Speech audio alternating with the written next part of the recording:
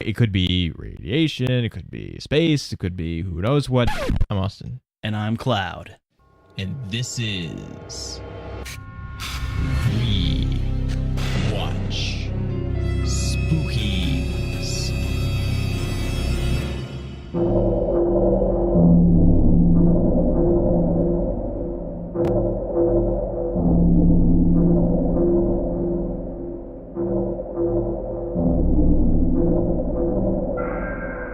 Today's movie is Invasion of the Body Snatchers. Invasion of the Body Snatchers is a 1956 science fiction horror film directed by Don Siegel, starring Kevin McCarthy, Dana Winter, Larry Gates, King Donovan, and Carolyn Jones. After a doctor returns home from, a 2-month visit? I don't know. Yeah, he's gone for a period of time, and when he comes back, there's a ton of cases of people wanting to see him, but when he does get to see them, they don't really care anymore. Everything seems to be fine. But there's a lot of reports of people not being who they should be. He meets a old love, and then together they discover that pods had fallen from the sky and taken root in a farmer's field and started replacing the humans with some kind of body snatcher or something and others. And so he and his lady have to escape, but she gets taken over, and then he is presumed crazy until he's not. Yeah. Except it's like probably too late or something anyway. Which that stuff, that framing story, the beginning and the end part with the FBI or whatever, and or the psychiatrist dude, that was shot after the fact and added, because what originally happened was you just started where he comes into town. You don't have the narration because it's not in flashback, so there's nothing for him to narrate because it's not as if he was remembering it. Yeah. And then the end was him standing in the middle of the highway telling everybody that they're going to die. And they showed it to test audiences, and they were confused by what was going on, and so they added the narration. And in order to justify the narration and also make it not quite as a bummer of an ending, then they wrote and shot that the beginning and ending part, which Don Siegel said he never really liked and didn't really I think he kind of became okay with it later, but it's also based on a book, and it's not structured that way either in the book. But people were confused and people were bummed out, and so they although I don't think it's really much less of a bummer the way it is. Yeah, because it still seems like it's already gone on long enough, and even though now they believe him, they believe him because there's pods there in town now. And it's too late, or it might be too late. But what about the pod people? Which I guess is supposed to be the point anyway, is that maybe it's too late or maybe it's not, and we don't really have an answer for you, because there's of course been much confusion or argument as to what this thing means, because it's been taken both, because this is in the mid 50s, and I guess there was plenty to be scared of in general, but in particular there was communism. And if you weren't scared of communism, maybe you were scared of McCarthyism, which was Senator McCarthy's witch hunt against communism, or the perception of communism, or really just whatever he wanted to do politically, that he would just accuse you of being a communist or having communist sympathies just so that he could get you out of the way, and worked everybody up into a frenzy. And so people saw this both ways, as a warning against that communism is quietly taking over your neighbors, and you have to keep an eye on everything, and they're not going to care anymore once they are. Or that it's people being sucked into McCarthy's lather and just seeing not seeing the danger everywhere, but just not seeing the people anymore, like not caring about the people. They're just like so worried about like what about the communism? Then they couldn't care about anything else, and so and people saw it both ways pretty much at the same time. Don Siegel, who directed it, and Jack Finney, who wrote the book, and also I guess probably the guy that wrote the screenplay, said it doesn't mean anything particular. It doesn't mean either one of those things necessarily. It's just like fear of things or something. So it doesn't really mean either one. And so it kind of just showed something about the people that took it one way or the other, what they were already thinking. Yeah, see, I didn't really have a direct thought on, hey, this is supposed to be representative of that. Like I was just it's aliens without having creepy alien effects. We're sort of outside the time, and it's often the job of both science fiction and horror. Although horror's kind of lost it, I guess mostly science fiction has largely too. But to sort of mirror what's going on in a way you don't really realize, so that it can say something important about what's happening or what might happen, and that's why the everybody that made a zombie movie after Romero didn't really, or they're doing something else. They're not making the same kinds of movies because he was like, it's about complacency, or it's about communism, or it's about consumerism, and it's about this or that. And so there was like a meaning, and it's just disguising it as zombies so you don't notice. And I mean, right now we don't have.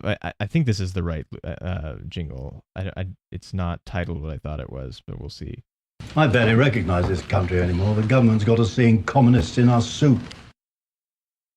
Alphabet soup. Yeah. Well, I mean, there's plenty of alphabet soup if you're talking about the government. Also, plenty of three-letter agencies. It just says red Russia communism fear. Like, my God. It basically was. I mean, that's from Indiana Jones 4, which took place in 57 or 58 or something like that. So just a couple of years after this was taking place when it came out. And that's what was going on. Everybody was like, the communists, or Russia, or whatever was happening, because we were between, we were kind of like, I guess Korea had just ended, right? Isn't it like 54 or something it ends? And we don't really have Vietnam yet, so we're kind of between actual wars for a couple of years, although not for very long. And so the only thing we have to be scared of is whatever's going on in the early part of the Cold War. And although that's still pretty early, because the I don't think I guess, when did they build the Berlin Wall? I seem to think of it as a little bit later, but it must have been about this time. Because isn't it like 1960 that the Bridge of Spies thing happened? That's what I was thinking. And then the wall is already kind of established, so let me just take a second here to see when the Berlin Wall was built. No, 61. They built it in 61. Okay, so there's no Berlin Wall yet, but there's still plenty to be afraid of. Plenty to be afraid of. Mostly, but the nuclear weapons. What's going to happen with the nuclear weapons? This is before the Cuban Missile Crisis, but we're inching towards that pretty steadily. So I think it does actually make much more sense, and is actually a much better both science fiction and this kind of horror movie, just because it's like, whatever you think it's about, and just don't be stupid and scared of stuff, or keep an eye on things. Don't be complacent. Yeah. Now, they do eventually give us way more of an answer as to what exactly it is, or where it came from, because there's this sort of vague. They tell us it's like spores from space and it landed and stuff. But before that, they're just like, maybe it's like atomic power or something. So we get this very mid-50s, like, The atom. kind of stuff that was so, like, nobody knew. Like, we just discovered this thing called the atom can do stuff, besides just blow stuff up, and we don't know how these pods got here, why they exist. They came from the sky. Who knows? Maybe radiation made them. Yeah, it's actually it's almost like a like the beginning of a Lovecraft story or something. Like the pods, they came from space and they started doing evil things and the people started being replaced. It doesn't end up being nearly as graphic or frightening in the same way as that would. It is odd though. It's still not really like a good explanation. It's like, oh, they can copy any kind of life except they're copying people For some reason, they could copy dogs and no one yeah, would dogs. care. It's like, Which I hey. did wonder because there is that dog that almost gets hit by the truck. Yeah. Like, are they replacing the dogs too, Oh. or just the people? Because the dogs still bark, so I guess it still seems to have some amount of emotion. One of the other interesting 50s things about this is it's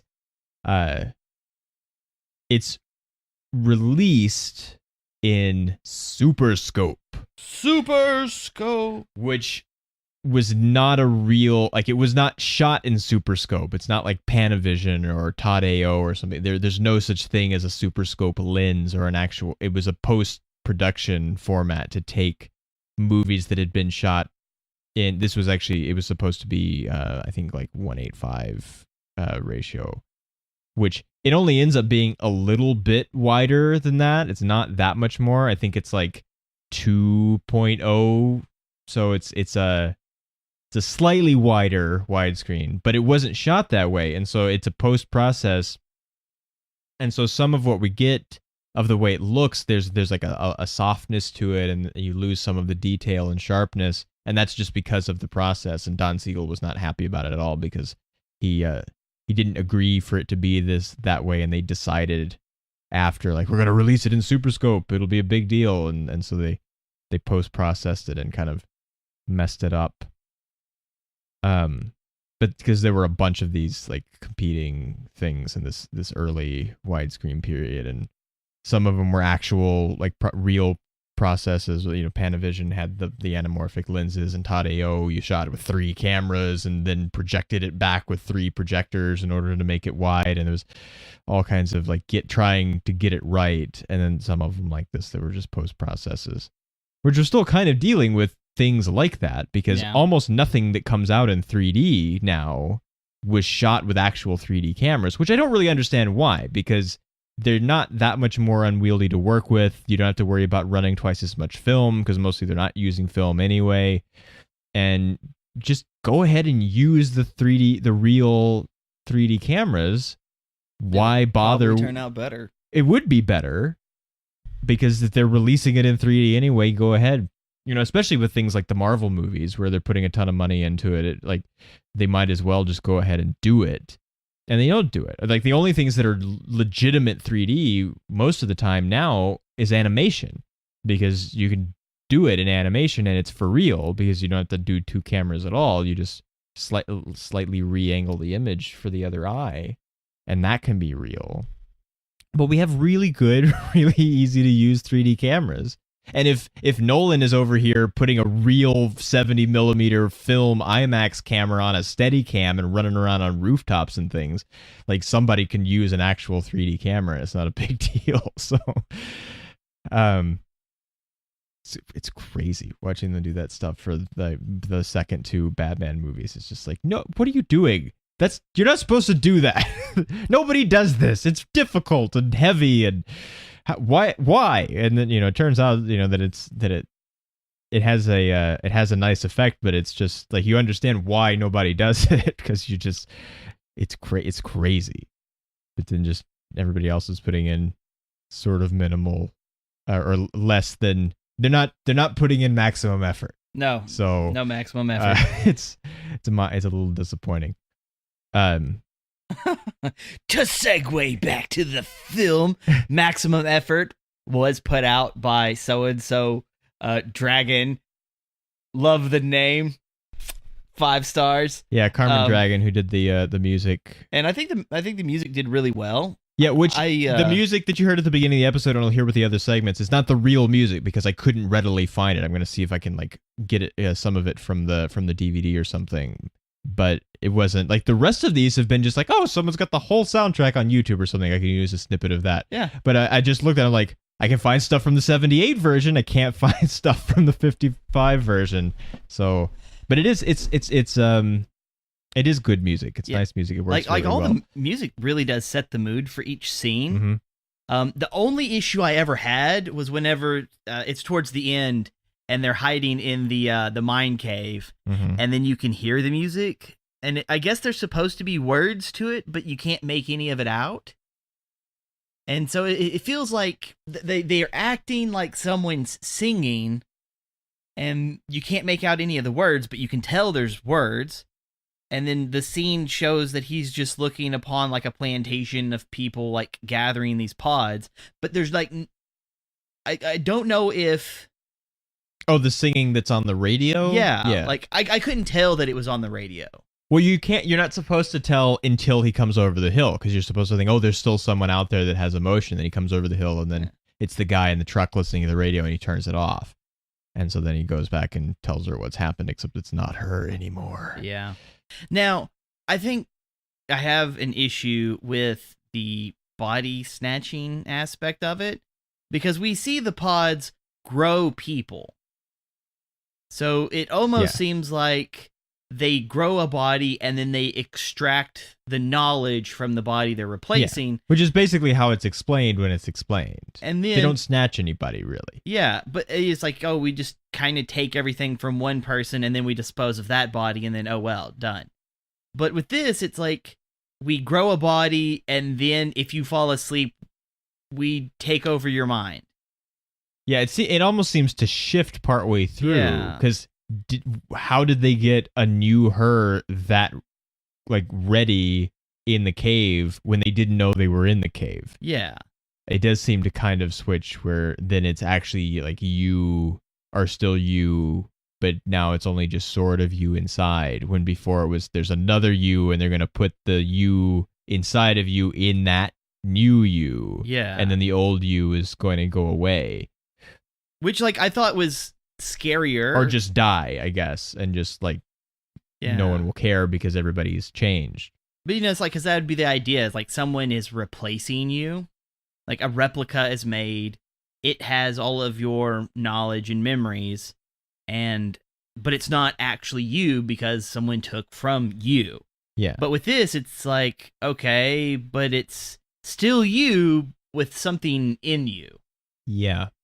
And I'm not really sure how it works. Yeah. Because it does seem to change. Now, the body snatching thing, the title of it is what the book was called, The Body Snatchers. But then there's also a slightly older movie from like the late 40s that's just called The Body Snatcher, or mid 40s. And so the studio didn't want to confuse people with thinking that it was that movie. And so then they started trying to come up with a bunch of other titles, and they came up with a bunch of other titles. And most of them are pretty lame. They Came from Another World, which I'm pretty sure is a movie. It sounds like there's something called that. Better Off Dead, which seems to really lean into the communism thing that isn't supposed to be there. You know, better dead than red. Sleep No More, which makes a little bit of sense, I guess, but yeah, but that only takes place like in the ass end of the movie, though. Yeah, because like this whole time they don't lean towards sleeping being like the cause. No, we don't know about the sleeping until later. They do. I think they suspect it earlier because they notice when the guy that has the one on his pool table starts to go to sleep, even though he's trying to sit up and watch if anything's happened or anything's going to happen, then that's when it starts to move and become final him. But then they still really don't know anything and they're still just speculating. Then they tried Evil in the Night, which is not that great either. No. And World in Danger, which sounds like a bad 60 Minutes segment or something. Like it doesn't sound dynamic at all. And so then they went back to it being something, the Body Snatchers, and decided it would be Invasion, so at least it's not confusing with because they're being invasive. with the singular Body Snatcher. Now it's Invasion because they came from space. They came from Russia. Space. No, space. Yeah, which they don't ever say anything like that. Yeah. Because even in something like, or not something like, actually, Day the Earth Stood Still. They're speculating like, where did it come from? Could it have come from like Russia or China or something? Who could have something like this? And then they realize that it couldn't be anybody. But there's none of that in this because just they realize, wait, it could be radiation, it could be space, it could be who knows what. No one ever says maybe it's the Soviets. So they do like really avoid it. Now, another interesting thing about the title is I'm not going to try to read the French of it because I just pronounce it wrong. But they translated it when it's translated into French and then you translate it back. The title in French is a mistranslation and means Invasion of the Defilers of Tombs. Of tubes? Tombs. So like literally taking dead bodies, you know, like grave robbing is the way it was translated, which is not what it is at all and is just totally confusing. And you would not get the movie you thought you were getting if you only knew the title and went to see it. That's not the movie I So wanted. no. So it was a bad French translation, and it's never been changed. It's still called that when it's released in France or I guess on DVD or whatever. So it's never been fixed apparently. I don't like the narration. No. I feel like it's way it's way overdone. Like if people were confused, like you can help them a little, but they can't possibly need this much help. Now, you could feed them spoon bread, which they mentioned that they're going to make. And if you've never had spoon bread, like find a recipe for spoon bread and make it because it's good. But yeah, you don't have to. I mean, it has the same problem that the original theatrical version of Blade Runner had, where it's like people don't understand. Let's beat them to death with what's going on in the narration and way oversell it. Because it's not. I don't think it's confusing. I don't think we really need any help. Nah. And also, if you're confused, watch it again, and maybe you will figure it out this time. You don't have to help people that much. Now I guess it's because he's a doctor, but he stays like really calm for a really long time. Oh yeah. Even when they're like, there's a body on the pool table, he's still like, well, this is weird. A body, it doesn't have fingerprints, doesn't look like it should be dead. This is kind of concerning, I guess, but just watch it and we'll see. So he doesn't ever really freak out until later. I wished we would have had a better scene, or at least a better shot of the face missing detail. You know, like just something where it's like, okay, the guy it's supposed to be, we'll take him, we'll put him on the pool table, we'll put the thing on his face that kind of removes detail. You know, like, ooh, fancy makeup for back in the day. That way we can actually tell what they're looking at. Well, they might have tried and it didn't look good. Yeah. And so they didn't, or they just didn't have money. They didn't have very much money. They made this for like $400,000, which is cheap even for 55. 55 when it was being made. So they didn't have very much money. And I think there's stuff like the when they set the pods that were in the trunk on fire, I think they only had like one chance to do that or something because they didn't have time. Because they were also like they blew through the money because there's so much actual shooting at night. Yeah. Which was especially uncommon still during this time to shoot what's called night for night, which sounds like it's like saying chicken fried chicken. It sounds like a ridiculous, redundant statement, but it's because up to this time and through this time, it was so much more common and at the slightly earlier time, impossible to do anything but shoot during the day, no matter what time of day it was, and just use camera filters or lab processing to make it look like it's night, Yeah. Well, matter of fact, we do get a portion of the movie where they try to act like it's night, but you can tell that it's at least a portion of day. Because whenever they're driving off and it is at night, it looks like they shot it at night. Yeah. But then when you have them like outside and they're having to like run up and down like the mountain, the mountain hills, area, like all of that, like they try to treat it like it's supposed to be nighttime, but it's clearly at least early afternoon. Well, the thing that always kills you is shadows. Yes. Because you can't do anything about the shadows unless you use like big diffusion or something over the top of everything. But if you don't do that, which often you can't because you're like far away from things or you're outside, that's why it matters what time of day it is. So you have shadows and you just can't do anything about it. There's a lot of not very good day for night in The Longest Day, which we may have talked about because didn't we do an episode on The Longest Day? I remember us both watching it about the same time. I'm pretty sure we did an episode.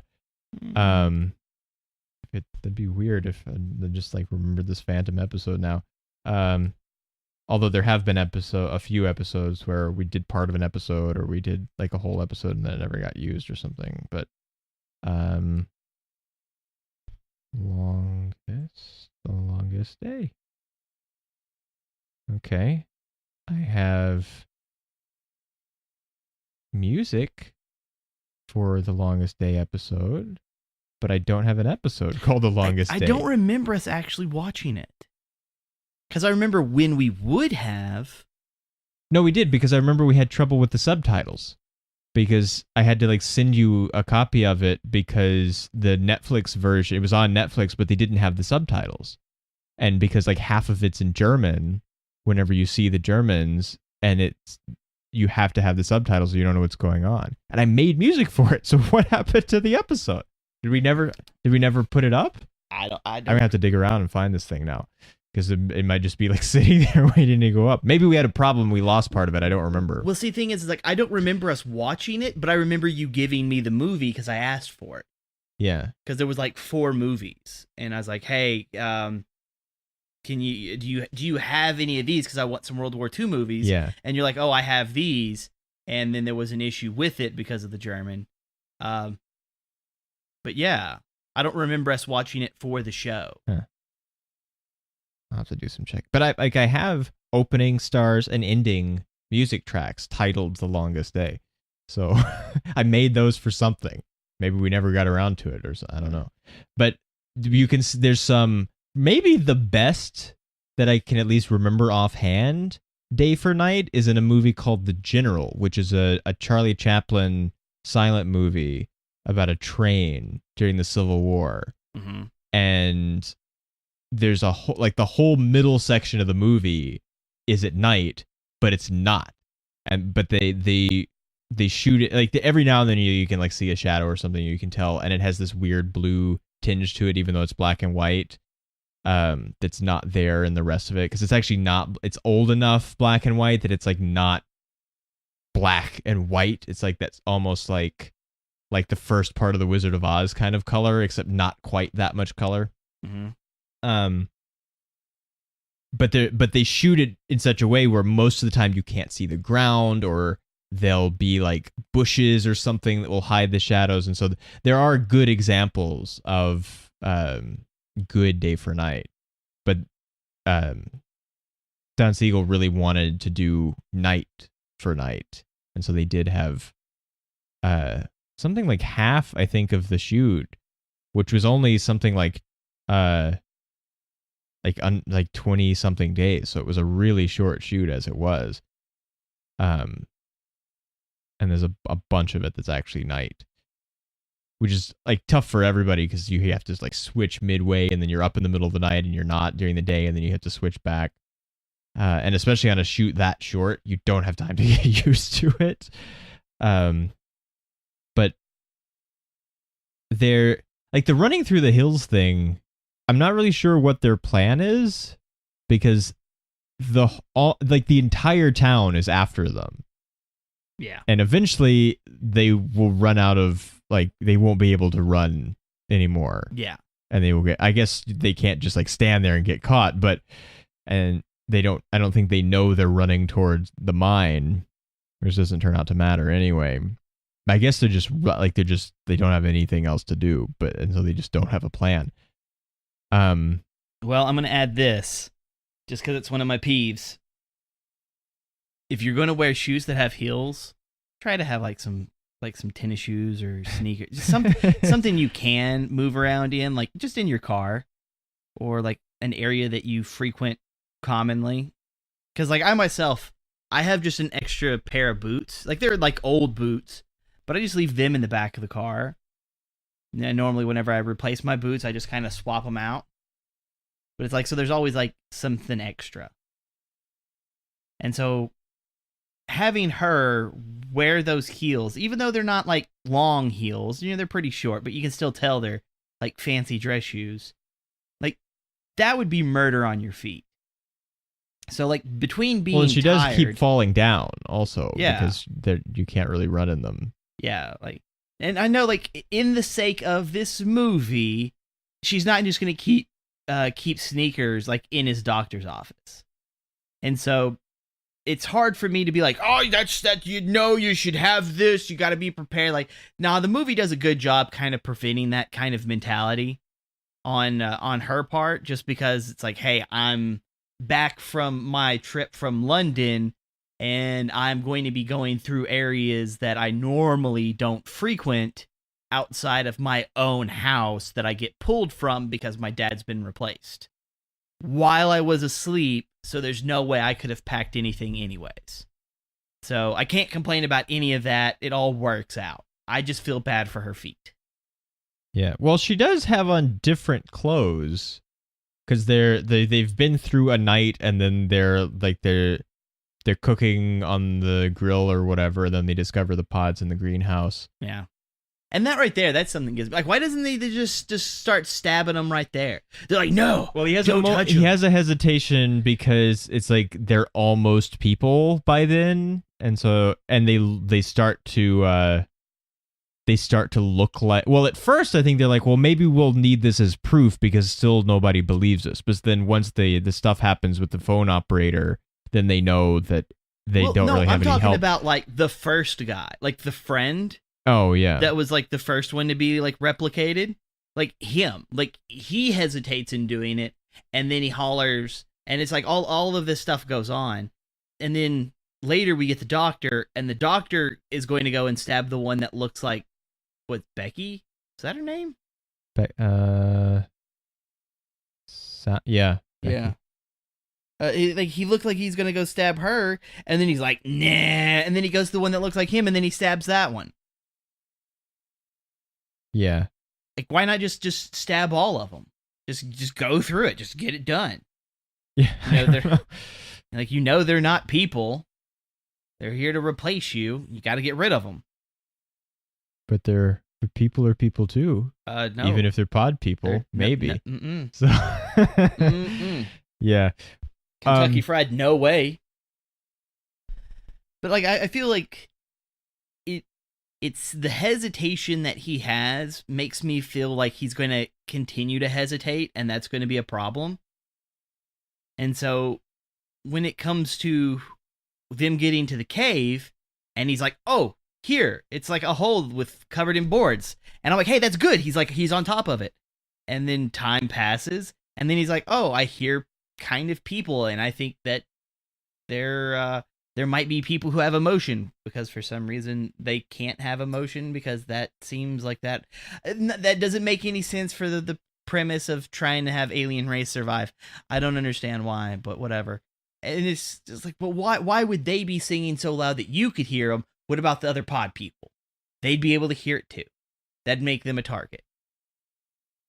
And then he goes out, and he comes back, and she's been replaced, and it's just how did she holler to let every other pod person know that he's there, and they just show up so quickly? Yeah. And then of course, he just bolts it, and they're like, no, wait, no one's gonna believe him. And then of course he sounds like he's just a drunk homeless, mad, crazy guy out and standing in the middle of the road, almost going to get run over in like the slowest traffic. Yeah. It's like like the vehicles look like they only move when he gets close to them. Like they're all parked, and then whenever the camera shows him next to one, that's when it moves. And then he walks up to the next one, and then that one moves. And it's not bad. It just stands out. I'm like, but what about this? Well, I guess it is a lot of traffic for a movie with no money to have to deal with. So I guess maybe he couldn't, but it seems like maybe he should try to steal like that truck from the farm or something. See, I was thinking something like that. Like, why not go all guerrilla warfare and light it on fire? Yeah. Well, I mean, they know by then that they light on fire. Yes. Because like I mentioned the moment earlier, just from a production side, but just like he just touches the flare to it and they just light up like they've got like kerosene all over the outside of them and lit up like Chinese fireworks. Illegal Chinese fireworks. Which it is, I guess, it's leaves or whatever, but wet leaves or like not dry leaves are hard to get to burn. I guess road flares are hot. Yeah. Wait a minute. Why didn't they tie that body down? To the pool table? Yes. I don't know. I wonder if the replacement pod people burn just as easily as the pods themselves. Seems like probably not. I mean, the only thing we even have about that is that the pod police guy says that they found the body that was on the pool table in like a haystack fire on, old man whoever's farm, which is a lie, probably. Most likely. But then we still don't know. Like, did they just keep that one aside for later? And then that's who he actually. So, wait though. Did other him, like the friend guy who left town to get help, did he come back to town and then that's when they got him? Or it has to be his actual mind, right? Yeah, but well, I think that's the problem with the replacing compared to waking up replaced. Did it get enough of him? Well, I guess if it's like you wake up dead. I guess they kind of like you wake up replaced. Either way that it works, because you're still you inside, and you don't really know that you've switched bodies, except now you don't feel stuff, I guess. But also they seem to have all this information that I don't know where I don't actually know where they got all the information, because if the pods just fall from space and take root in the field and then replace the farmer one day or whatever it was that happened the first time, how do they know any of this? Yeah, because then they add this like alien civilization needs to survive thing, which is different from seeds traveling through space just happen to land on Earth and they can recreate matter. And so just because there happen to be people close by, I don't know why they don't replace like the corn or potatoes or whatever was in the field that they landed in instead. Yeah. I know all of this is not supposed to be the point, I guess, but well, I kind of feel like since it's such a red flag for the story, I know back then maybe people didn't think about it, but like I'm thinking about it now. Because like, well, it's kind of our job to think about it, I guess. And I would say if the girlfriend didn't get that's the thing that's really the problem. Only real problem. It's because that's a change in the rules compared to everything else. Because where's the other her? Yeah. And he wasn't gone very long. Figuratively, like maybe 20 minutes. Yeah. Not long enough for one to like grow out of the pod. Yeah. And then take her over, which someone had to bring one over there also, and there wasn't one. So I'm not really. I was also kind of hoping that maybe they would have put something above the mine entrance where no one would have seen it. Because if he left and he didn't look above the entrance, like it could have been like right there the whole time. Oh yeah, maybe. But like we don't get anything like that, so it doesn't count.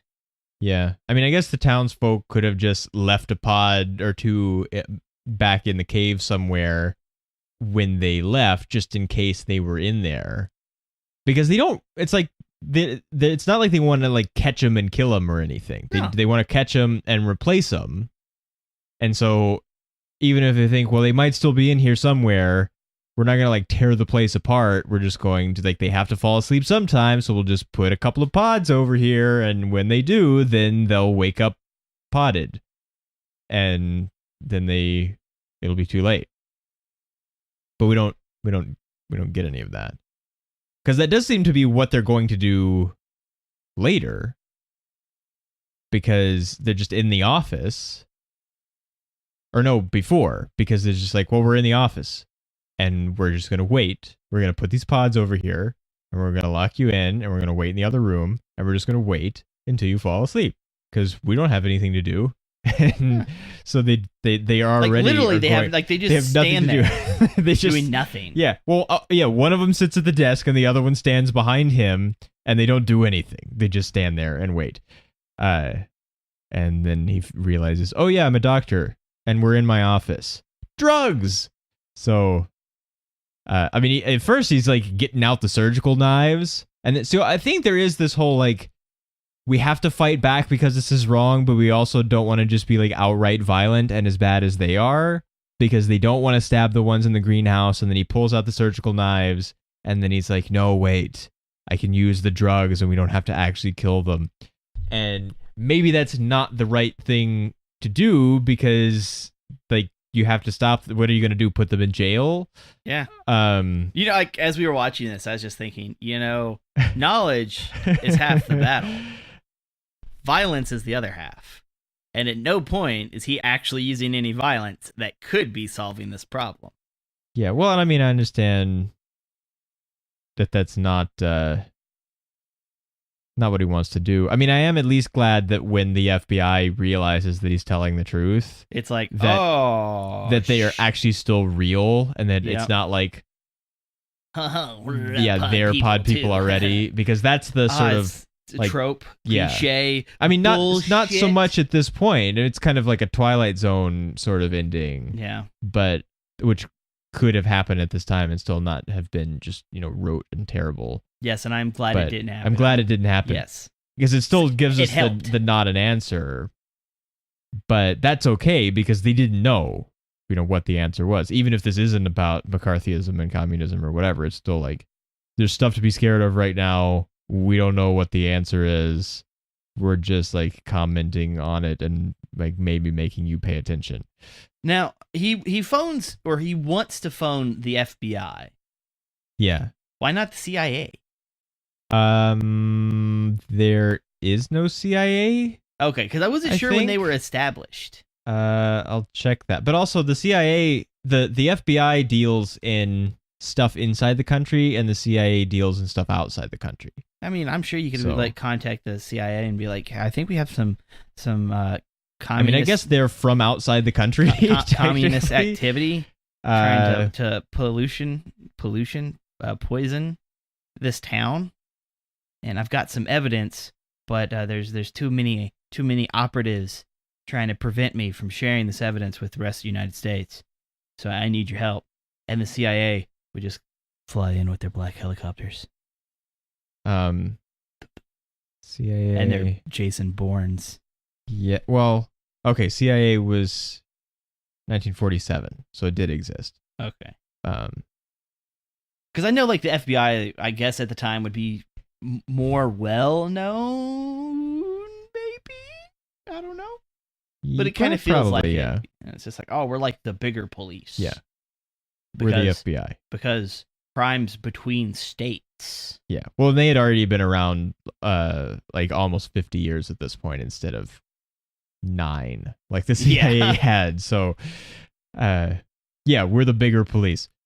Your police will be angry when we show up, but this is our. We'll have arguments about jurisdiction and in the end we will win. But we are the FBI. We are the FBI.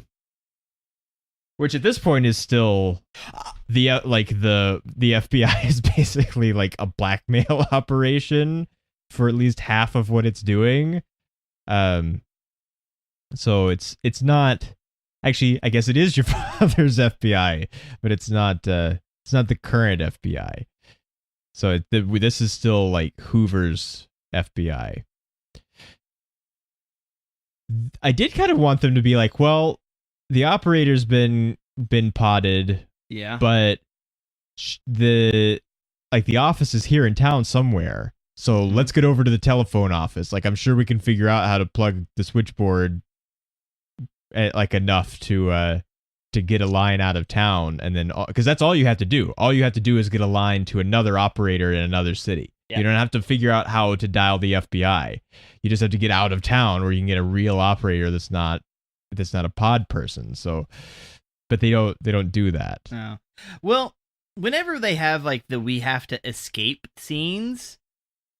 Now this is something I've never We have to get out. Never been a fan of, but it's like we're very obviously running away. Look how inconspicuous we are by not even hiding in the slightest. Like I know we as the audience can hear like all of the sirens and sounds of like we're searching for these people, and they're just like, let's just run down the middle of the alleyway like it's nothing. We're not even gonna try to hide in a bush or put. He does think to put the used car sign on their car. Yes, at which least was really good, and I like that, but it didn't come to anything in the end, which made me sad. No, because we don't even ever see them search that area. Yeah. So we've moved on by then, because then they get the back way into the office. 1 second. I had it. Okay, so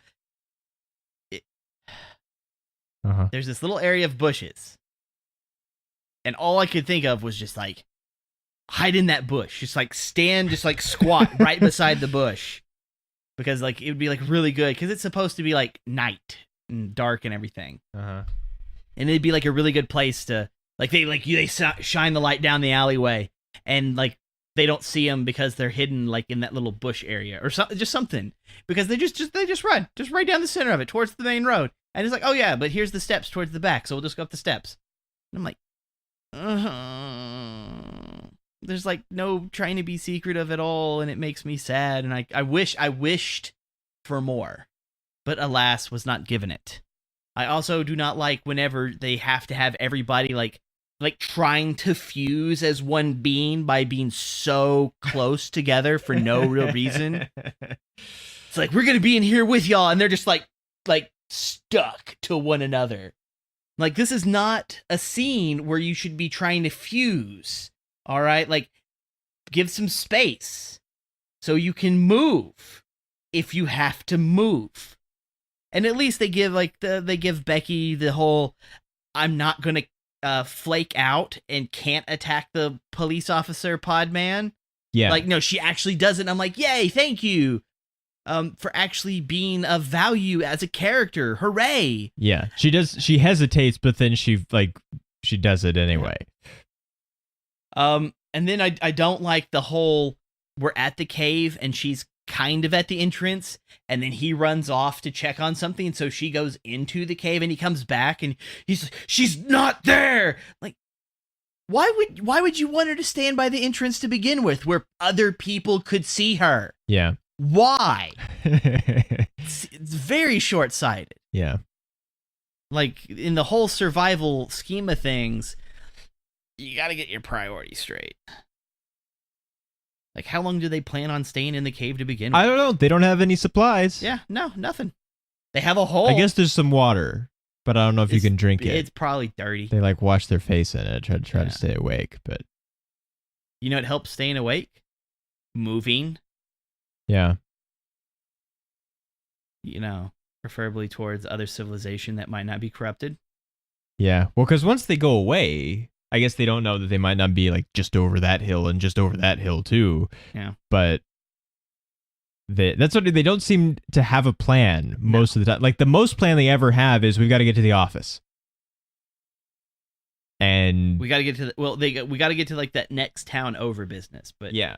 I'm going to stop by my secretary's house, and like that scene killed me because he pulls up and he's like, I noticed that there's a lot of cars outside of my secretary office's house, but I want to be sure. Like, no, I'm sorry, secretary lady. I'm booking it. I'm not hanging out. We're not sticking around. I'm sorry, but this screams trap.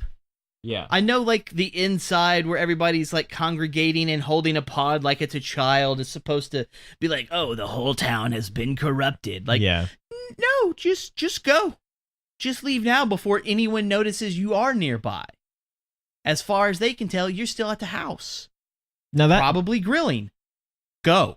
that scene though, the I think it's supposed to be a daughter, right? That they're gonna pod next. Yeah, the child. Or whatever. But they're not asleep yet. No. They say, because he's like, how long will it take to be asleep? And she gives him such and such a time, and then he's like, so should I put this in the room now? He's like, no, because then the kid will see, and you don't want the kid to see. So, I mean, I don't guess we know the age of the kid, so maybe the kid is like 3, and they're not going to notice anything. But I guess you have to pot them early? I don't know. Pot them while they're still young. Yeah. Yeah, I'm not really sure. So they can become Padawans? No. Terrible joke, I know.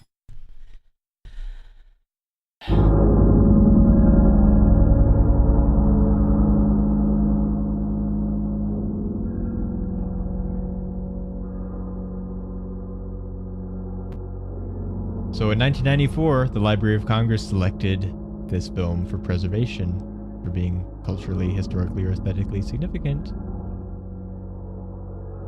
But how do we feel about stars? I'm going to give it 4. I rather enjoyed it. Mm-hmm. Mm-hmm. I tend to like... I mean, I guess, what was it we just did? We just did like some movie from the 50s or 60s on one of the normal episodes not too long back. And it was not very good. The Doomsday Machine. Oh, yeah. It was terrible. It's terrible, yeah. I mean, but it's known to be terrible. Yeah. So, but Not really an accomplishment, though. but I like. So yeah, I'll give it 4 also. I was for quite a while distracted by his hair, because his hair is like really, really perfect all the time and doesn't move at all. And like, which based on that and the time period and the like just right amount of shininess of it, I'm pretty sure that he's using Murray's pomade, but it didn't move. Although I was also impressed by, like, it seems like it has a light, like his hair has like a perfectness life over the course of the first day, because then by the time they're at the restaurant, the wind blows just a little bit and it finally like moves a little. And like, if you've never worn like oil-based pomade in your old classic pomade, it does do that because it soaks into your hair a little bit over time. Some of it evaporates, and so it gets slightly lesser over the course of the day. And so nobody would know that really, although people might at the time because everybody's hair was basically the same. But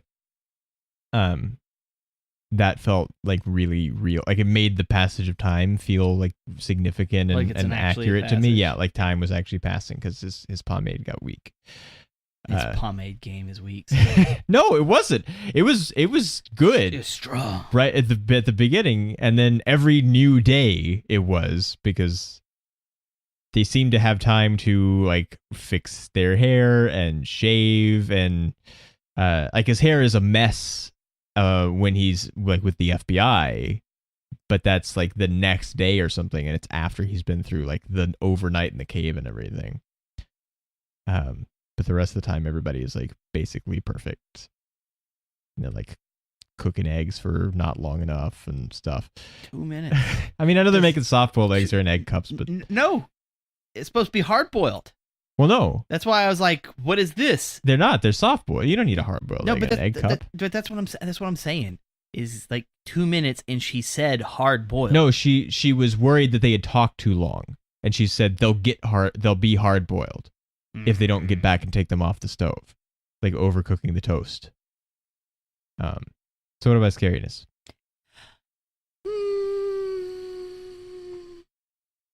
I would say 3, not because the movie itself is scary, but like if this was done correctly, this could be really scary, especially with like the whole plant like we're like creating plant people from pods. Yeah, well, the actual pod stuff is kind of creepy, Yeah.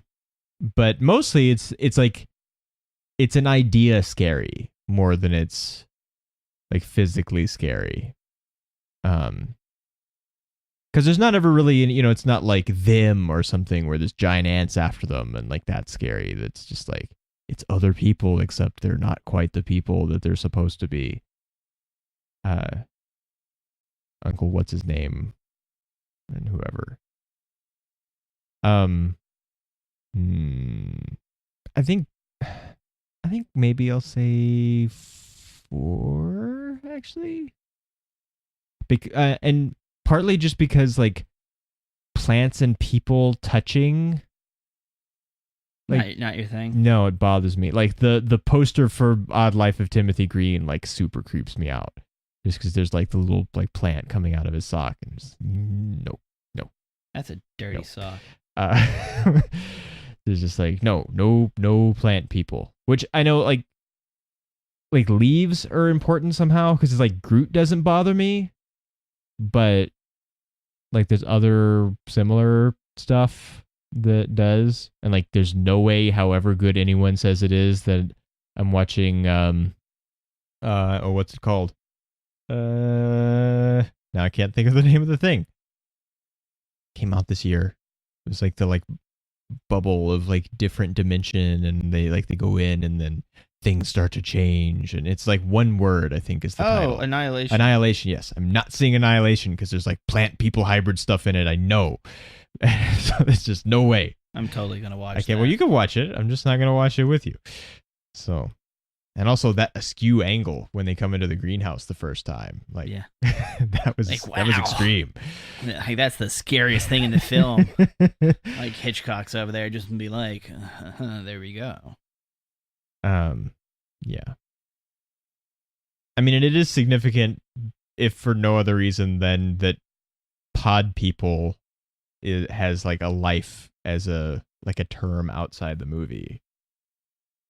Oh, and the other thing, just to like finish dealing with the communism. Yes, the main guy is played by a guy named Kevin McCarthy, and I kept talking about McCarthy and McCarthyism, but that's Joseph McCarthy, the senator, and they are very distantly related, but not like closely enough where it's like he's like, yeah, I'm Kevin McCarthy, I'm gonna make this movie about communism while my relative Joe McCarthy like yells about it in Congress and riles people up on television.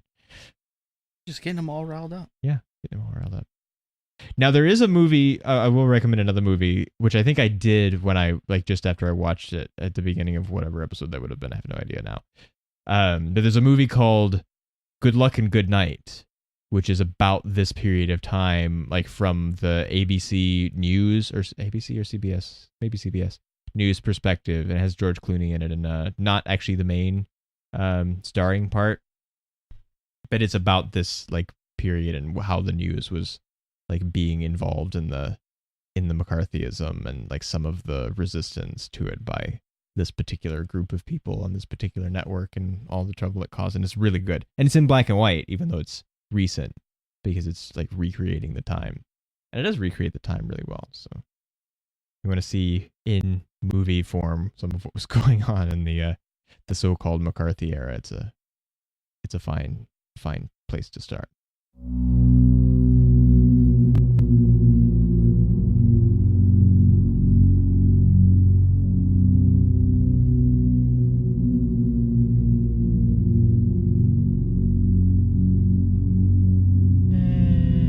That's all we have to say about Invasion of the Body Snatchers. We'll see you next time. Later.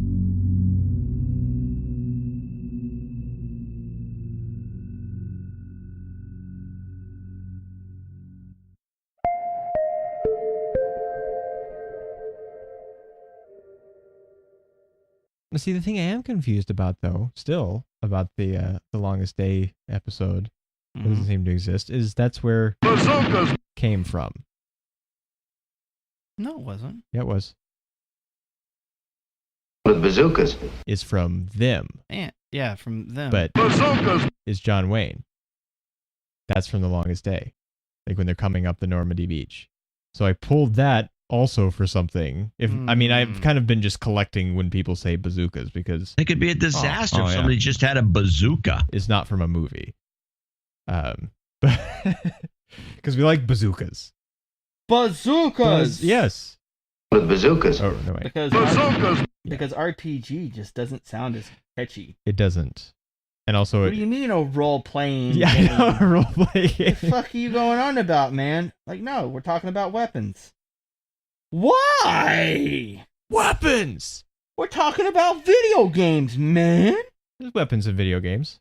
There are weapons in video games. There's no weapons in video games.